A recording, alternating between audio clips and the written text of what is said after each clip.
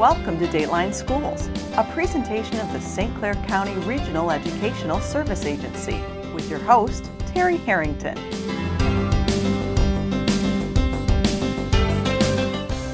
Welcome to Dateline Schools. You've heard me say this many times that healthy children is vital to a strong community and for ensuring that our kids receive a quality education. Now, one common problem that can interfere with a child's education, it's more of a nuisance than a health issue, but it does affect our kids, and it's head lice.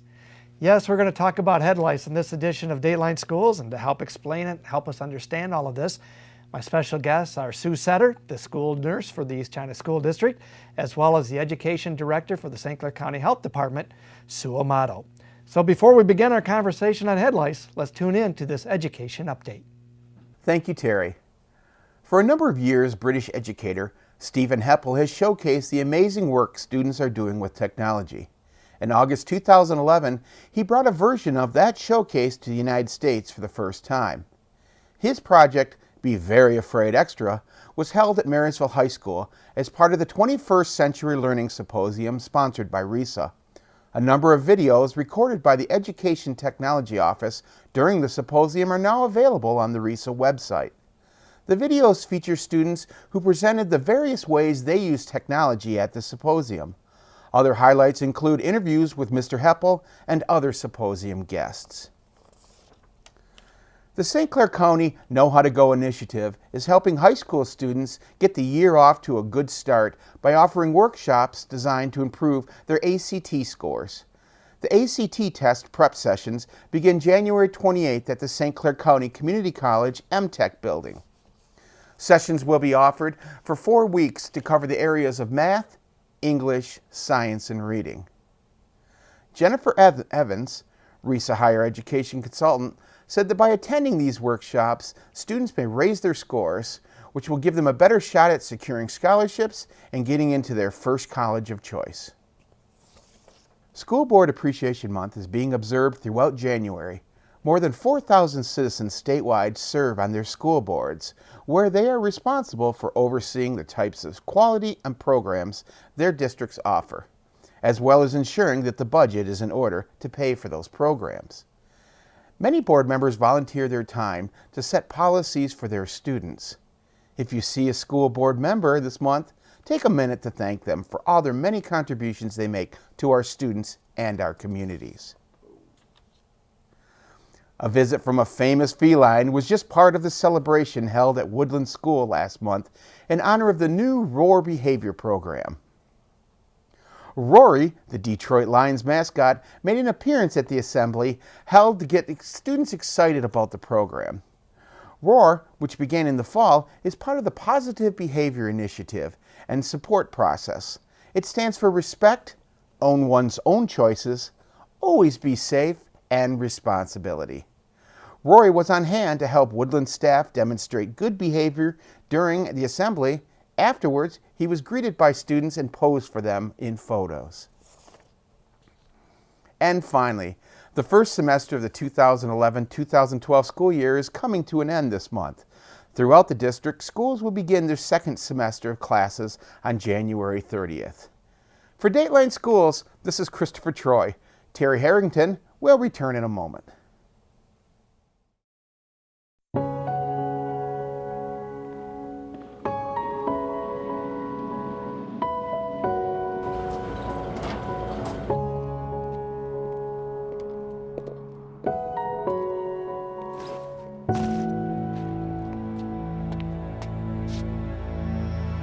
Welcome home, man.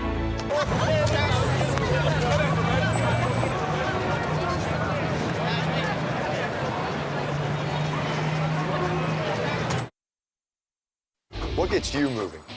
Because when you get moving an hour a day, You fuel your body, and your mind. whether you like to throw around the football. play frisbee in the park, Or dance in your room. Moving every day helps give you a healthy body and mind. And that makes you part of a winning team. Hey, that was my line. Get up and play an hour a day, Doc. check out how to be a player at letsmove.gov. Head online to get tips on great ways to get moving every day. That's www.letsmove.gov. We're going into overtime. I'll tell you, Duncan has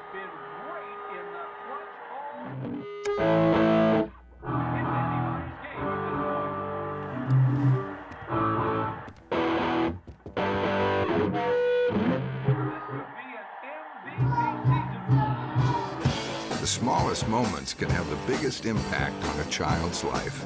Take time to be a dad today.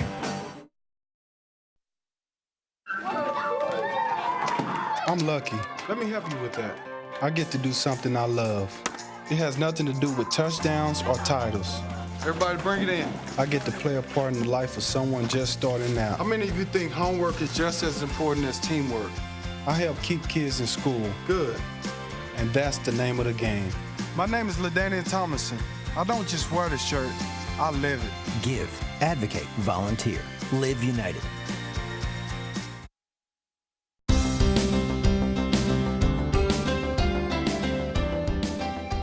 Welcome back to Dateline Schools. It's not an easy topic for most of us to talk about. Sure has a big impact on our kids. So what am I referring to? It's head lice. So on this edition of Dateline Schools, we're going to try to find out more about this childhood nuisance and what we can do to kind of get rid of it. So to help explain it, my special guests are Sue Setter, school nurse for the East China School District, as well as the Director of Health Education for the St. Clair County Health Department, Sue Amato. And ladies, welcome to the program. Thank you, Terry. Thank you, Terry. Sue, I know for you, this is one of your favorite topics. I know we joke about it a lot, but you also serve as the head of the St. Clair County Head Lice Task Force. So what is it really we're referring to, and why is this such a nuisance? Yes, it's a tough job, but somebody has to do it. That's right. So, well, head lice are actually a tiny mite about the size of a sesame seed, and they latch on to the scalp, and they actually inject an anticoagulant or a blood thinner into the body through the scalp. That's what they feed on. And then the females lay their eggs very, very close to the scalp on the hair shaft.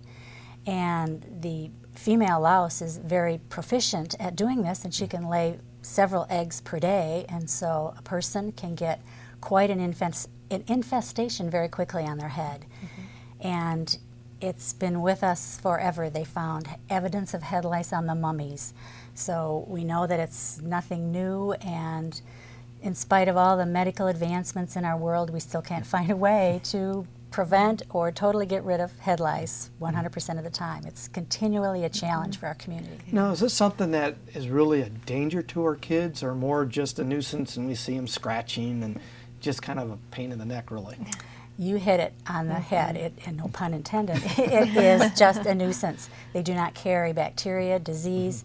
They're just a nuisance. And probably our reaction to the thought of bugs in our children's head is much more alarming than actually anything that the infestation causes for our children or for our family. So we all need to just understand what it is, and if the dreaded letter comes home with our child, we need to go into action and get rid of it and not panic. And this is really something that crosses all ethnic lines, all social economic lines, and everything too, doesn't it? Absolutely. Like I always say, it's an equal opportunity infester, and it doesn't say anything about your personal hygiene or your housekeeping standards. It's just a matter of having your scarf or your hat or your head in the wrong place at the wrong time. And you made a good point, because I think a lot of parents think, well, that means I'm not clean and my kids aren't clean and all that. So now we get real defensive with that, don't we? That's very true, yes. So why do schools take such a tough stand against kids that have head lice? But if they come to school with a common cold or know they have the flu and they still come to school anyway, we don't do much about that. Yeah, that is true. We do track, and we keep statistics of different communicable diseases in our districts, and they are reported to the health department. There are criteria. We don't report every cold, obviously, but I think it's just the icky disease of head lice that parents tend to panic, and we're finding, every year about this time it goes into panic mode. But you're right, the pneumonias and strep throats that can be deadly in children and actually more harmful than what a head louse can do. But I guess it's always just been out there, so it's because parent response probably primarily. Sure. Any idea how many days kids miss, or do they miss quite a bit of school when they contract the head lice? There are statistics, and depending on who you read and which study you look at, the American Academy of Pediatrics did look at how much how many days are lost and educational days are lost. And again, it can vary depending on your district, depending on where you are in the United States. Some states don't have the impact of head lice and the loss of days. But if a child is found to have head lice and the parent is notified, it can be a quick fix in that the treatment done at home that night, they can return to school the next day. So in terms of education, they can come back the next day and nobody needs to know. If you want to even keep it a secret, we don't obviously publish that in their newsletter or anything. Sure. So. Well, let's kind of go through the scenario. Say a parent gets the note from school saying, hey, a child in your son or daughter's classroom has head lice. What should a parent do? What are the first steps we need to do? Actually, schools are obviously blamed quite frequently for head lice contraction. And other than the very young, in kindergarten and preschool, that is a possibility. But unless, as Sue mentioned, it has to be direct contact. I mean, my head has to touch Sue's head in order for me to pass it on to her.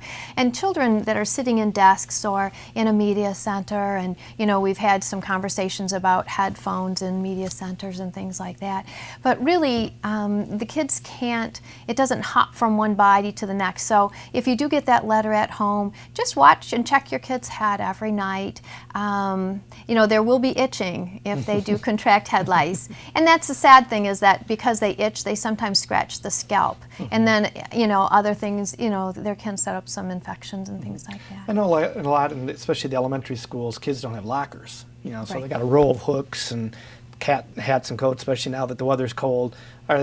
Is that a way too that it can contract just because of them touching each other? If one of the kids has it? It's not impossible. In fact, that's one step that is often lost in the process, because if you have a hood or a backpack and you have head lice, it won't live on those surfaces. But if I had head lice and a hair became detached, it could live on there and certainly could jump to, or not jump, but could spread to that hood next to them. So what we are doing in some schools is having the children put their coats on the back of their chairs. In years past, we used to actually put them into garbage bags, which is kind of a very barbaric way to solve a problem, but because then all the black bags look the same and people are grabbing the wrong ones. But even car seats and hoods and scarves and hats and things like that. Okay. Well, speaking of that, I know when I was involved in Little League, that was a concern we had, especially in the spring of the year, of course. But what about churches and scout troops and all these other where kids have a tendency to congregate throughout the school year? What should we be doing there? Well, wherever children are gathered, head lice is certainly a risk. So I think it's real important for parents to talk to children about what head lice is and to teach them how not to share things. Like if a church educational wing would have a dress-up closet or a dress-up box, that's a thing of the past. It's not a good idea to share dress-up clothing or anything that you put on your head or on your body with another person. And just to teach them that not sharing personal items is a really good habit. But if someone should become infested, we'll just take care of it and it's not anything to worry about. But I think if the more people are aware of what it is and how you get it, that's the best preventive measure that we can take. Now, what should mom do at home, or dad too for that matter? Hopefully they're doing a team effort here. What should they be doing at home?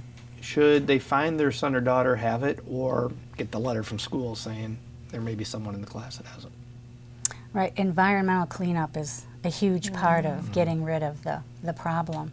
And we don't advocate the use of any sprays or bug bombs or anything like that. It's mostly addressing the child's head and getting the nits out of the head. That's the primary focus. But also anything that child has come in contact with for the last 7 days, any clothing, bedding, towels, needs to be laundered and dried in the dryer. Or if it's something that can't be put in the washing machine, they can put it in a black plastic bag for a couple of weeks to make sure that, a couple of weeks is overkill, but a lot of people like overkill with this. So, and then vacuuming everything, vacuuming furniture, your car, draperies, any place where the child spends a lot of time. Vacuuming is a critical activity. as well as hairbrushes and the hair ties or ribbons. Those are also a step that you can boil them. You don't have to replace them and discard them every time, because that can obviously get costly as well. And then the backpacks too. If they can't be laundered, as Sue mentioned, putting them in there. Stuffed animals off the bed. If they can't be laundered in a pillowcase, putting them into the garage where they will no longer thrive. They have to live on a human host. They cannot live on your cat, your dog, or your parakeet. It has to be a human host only. Okay. Do you find adults have a tendency to contract this too if the kids bring it home into the house? Or is it pretty much, it stays for the kids for the most part? I think it depends. I don't know about your experience, Sue, but sometimes I see it in the whole family, and sometimes it's just the children. So. Yeah, it just varies. And again, sometimes moms will have me check their heads as well. Okay. Because as we were talking about, everybody was itching their head here, and none of us have it, but it's just one of those contagious by verbal. But I think the combs and hairbrushes, a lot of families share a communal drawer of hairbrushes. Okay. And that's one. And if you remember the old picture day, they used to give everybody a black comb when my children were in school too. And that was probably the worst thing they could have done. They all looked the same, and I was like, oh, they drop it on the floor. That one's mine. Yeah, no, I think it was mine. So that was one of the big culprits too. So guys like me, there is an advantage. Yeah. What about the commercial shampoos and all that? Do you recommend that parents go out and buy that stuff if they need to clean this up? It's personal choice. That's certainly an option, and they are pediculicide. They are developed to kill bugs, but they do not necessarily kill eggs. So whatever product you do use, whether it's the oil treatment, which is what we suggest as an alternative treatment, it's the getting of the nits out of the head that's the primary activity. So whatever you shampoo the child with, that's really just the first step. And some parents feel better using a insecticide, a pediculicide on the child's head, and that's certainly okay, but you just have to make sure you follow the package directions very carefully, because you cannot use them more frequently than what it's recommended on the package, because it can be absorbed very readily right through the child's scalp, and could be very dangerous for them. I know most of the school policies too are that if a student is found even to have a nit, they send them home for the day. Is that really wise, or do we need to change that? Well, we are changing our policy recommendations at the health department, and that's all that our role is recommending policies to the schools. They certainly develop their own. Any organization develops their own head lice policy. But we used to advocate a no-nit policy, and that's what a lot of institutions in the county are still sticking with. And American Academy of Pediatrics, National Association of School Nurses, Michigan Department of Community Health, Michigan Department of Education are all getting on board with the rationale that those policies should be abandoned. That as long as a child does not have any live bugs on the head, and that the nits are more than 1/4 of an inch from the scalp, because that means that they were laid a long time ago, they're probably not viable, probably already hatched, that the child can be allowed back into school. And I deal with a lot of daycares who have a no-nit policy, and then the child goes to an elementary school where there is not a no-nit policy, and they end up arguing, and the child can go to school but he can't go to daycare and that kind of thing. So we're trying to get everybody to understand that it's kind of a change in thinking. Do you see most of our schools going away from the no-nit policy? We hope so. So that's our recommendation. And I mean, and this whole thing really has an impact on the kids' education, doesn't it, when they miss school so much? Exactly. That's the main thing. And then, and the kids feel sometimes, depending on their age, they're awkward coming back because they know that somebody had head lice, and you're the only kid that was sick for the last week. So there is a stigma for the child, or it's a self-imposed stigma.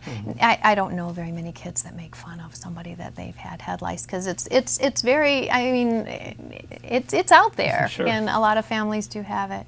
We've also stopped doing all classroom checks. Oh, okay. If a child is found, we used to check every school a couple times a year and have PTO come in. We don't do that because oftentimes, as I mentioned before, schools might be the main to be blamed primarily, but oftentimes it's sleepover. So we check a school on Friday, send a couple cases home, somebody goes to a sleepover, and by next Wednesday we have another, couple cases, Sure. and then it's to the siblings and possibly to the parents as well.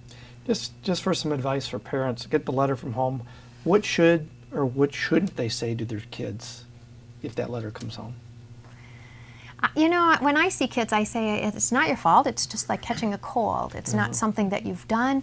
They're just looking for a nice, warm, snuggly place. And some kids tend to get head lice more often than others for some reason. And there's some hair that they love more because they can nestle in there, and around the back of the neck and around the ears they love nice, warm. So I always tell them pigtails, ponytails, and hairspray underneath after the treatment's been done, just to keep some of that hair off. But just tell them it's nothing that they've done wrong, and we're going to take care of it as moms and dads. Good. Where can parents get more information if they need some more information on either how to get rid of it or what it's all about? Where'd you send them, Sue? Oh, we've got all kinds of buggy information on our website. We've got a whole menu of head lice, fact sheets, checklists for schools, for parents, where they can actually get the checklist and go down each item to make sure that they've taken care of everything. For scabies, bed bugs, and head lice, which is always a good thing. Sure. And there are also sample letters on there for schools, where they actually have the Michigan Department of Community Health head lice manual on there, which has a lot of information. And what is the web address again? It's a long one, but it's www.stclaircounty.org/offices/health. And that'll take you right to the public health site, and then there's a menu on there where you can go to head lice information. Okay, good. Well, we're done talking about head lice. We've got a couple of minutes left, and here we are. It's January, so it's the middle of the cold and flu season. What kind of advice do you have for our parents and our students out there, especially right now? I think the main thing that we are seeing in schools is a trend of pneumonias, and they're having a little bit of difficulty as healthcare professionals out there trying to find the right modality of treatment. Some of the antibiotics are resistant against some of the strains of pneumonia, so sometimes they have to try a second one. We're seeing some strep throat, and of course along with that earaches and upper respiratory, a couple stomach viruses recently, but there's always a garden variety, and after vacation we think that, and when the weather drops very low, a lot of those bugs and things are killed, and people are healthy when they come back from Christmas break, but then we go back into another cycle of different types of flus and viruses. A couple of years ago, H1N1 was a real concern. I mean, matter of fact, so we had you on the show talking about that. That was, I haven't heard a whole lot since then, so what do we do? Well, we lucked out. Actually, H1N1 is still around. It's still in the vaccine for the 2011-2012 flu season, but we are seeing less and less of it throughout the state, throughout the country. There's less H1N1 this year than there is other type A flu viruses. But we were fearful of H1N1 because it was a novel influenza, and we didn't know how it was going to react in people. So it was a good thing that so many people got immunized. And I'd like to put in a plug for flu shots, Just going to ask you about that. even January is not too late. Sure. You need a couple of weeks to develop immunity, but typically we don't even peak until February or March. So people still have opportunity. Have you found most people are taking the warnings and getting the flu shots? Or is it still not a very large section of the population? Less this year than previous years. At least in the school population, I'm not seeing it. But I don't know about elderly or adult levels. It's down. Levels are down. Okay. Oh, wow. Okay. So, but you still get them in your neighborhood pharmacy or the health department? Okay, or your local doctor's office, I would presume. Too. Good. What? Any other health concerns you see facing our kids other than typical colds and flu? I mean, measles aren't around anymore or as much, and we're still getting kids immunized for the various things that we need to do, right? Well, interesting, there was just an article came through my national organization that I think we are one of the top 5 in not complying to immunizations, that we are missing a few pieces out there of the puzzle, you know, with the whole scare of autism that, you know, was linked with the thimerosal in the immunizations. So there was a few cases of pertussis reported, which is the whooping cough. Right. And, you know, for parents that have opted out and signed waivers to have their children not immunized, you know, they are at risk, but so are other kids as well. You know, kids that have autoimmune deficiencies or kids on chemotherapy and things like that. And we have a generation that has never seen any of these diseases. Right. They've never seen whooping cough or diphtheria, and if we do not immunize our children and we do not gather that herd immunity, we're going to see those diseases coming back. So we strongly encourage parents to get their children immunized. I know last year at this time too, we were talking about whooping cough. We started to see a rise in that. Are adults getting that second immunization that you recommend? Yes. We recommend that when a person comes into our department, even for a flu shot or a shingle shot, we always recommend that they get that Tdap, which is that booster to protect them from pertussis so that they don't infect children in their care or that they come in contact with. So that's a really good thing to do. Okay. And I know obesity is a constant battle for us. How are we doing in that? And what advice can we give our parents today, you know, especially for the winter months? Well, I think activity is a big issue too. You know, we have a Healthy Kids Committee in East China schools, and we've looked at and we've made some changes to the menu with, you know, Chartwell's has just been wonderful in taking some of the strides and looking at some of the new recommendations that have been put out by the federal government, also on the coattails of Michelle Obama's in her initiatives. But I think that it is easy when it's dark at 5 o'clock to go home and not go back out again, especially in the pouring or the cold snow and the freezing rains. But I think that if we do keep in mind, and even as a family, to try and get out there and exercise or do an activity, go bowling, or even if you're walking around the mall, it doesn't have to cost anything, but to get out and at least do an hour or two a couple times. Ideally, it would be 4 hours a week, but and then again, great food choices, lots of fruits and vegetables, and hydration is important in the in everybody, not just in kids, but just a well-balanced diet. Maybe making fast food a treat rather than a norm, because we are seeing a lot of that too. Okay. A lot of times, just about up. Any last-minute healthy advice you'd like to give to our parents or to our kids out there? Well, I always like to encourage parents to instill in their children the value of good health by being good role models and just helping them understand how much better they feel and how much more they can do and enjoy their life when they are healthy, and that means eating right and moving every day. So. And again, St. Clair County Health Department web has a lot of links and things on the health and nutrition.